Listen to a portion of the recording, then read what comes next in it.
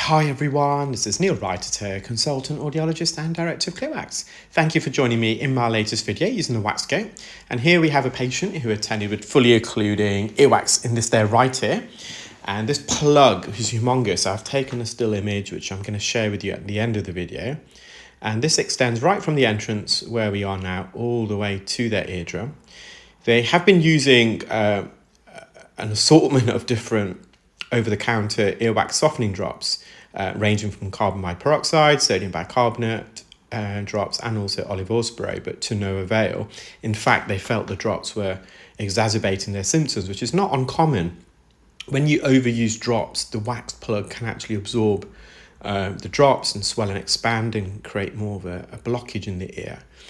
They have also been getting water in their ear in the morning while showering, and they did report that post-showering they felt their ears to block, so I just re-instructed the patient not to get water in their ears when showering, because if you've been following my channel, you know I'm not a big fan of any water, if possible, entering the ear.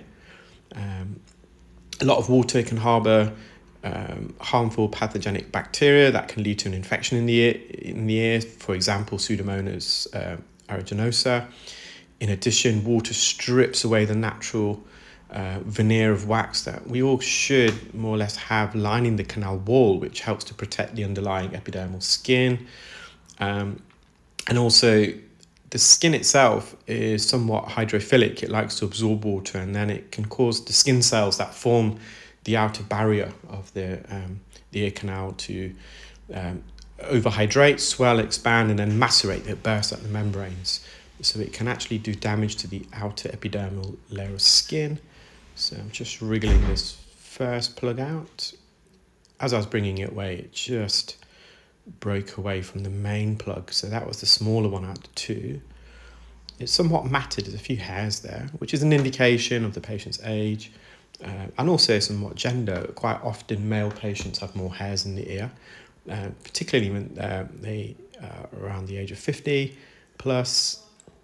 Unfortunately, as men, as we get older, we grow hairs in places we don't want to, but where we do want to, in the crown region, on our scalp, or the temple regions, it somewhat disappears, unfortunately. So I've just put a bit more oil in here because it is a bit adhered to the back canal wall here. So you can see there's a blanket of skin coating the wax plug, and I'm just separating that from the back canal wall, and I'm just using these little wriggle movements to help detach it. And then once I've detached it, I can slowly bring this forward. As you can see, it's now coming away. I just want to make sure the suction tip is kissing the surface of this plug, so we're generating the required suction power. The oils help to also lubricate the canal wall to avoid friction.